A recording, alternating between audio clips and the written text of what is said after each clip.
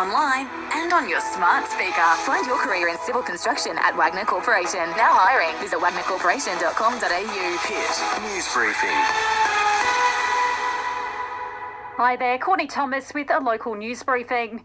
Meteorologists have marvelled over a rare weather occurrence snapped near Toowoomba this morning.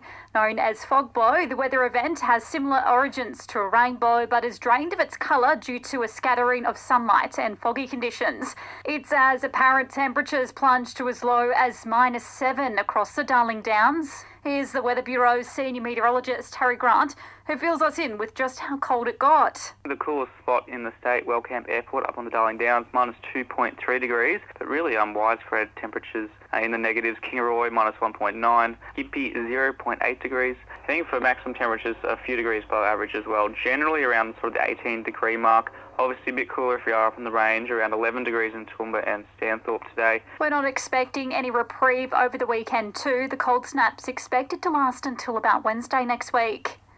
In other news, Maranoa MP David Littleproud is calling on the Energy Minister, Chris Bowen, to engage in a mature conversation about nuclear energy.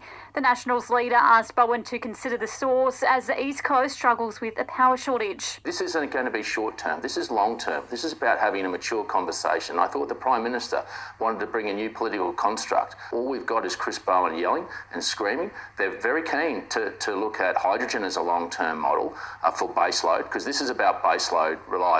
On Sky News there, Bowen met with his state and territory counterparts on Wednesday to discuss a plan of action to combat the crisis.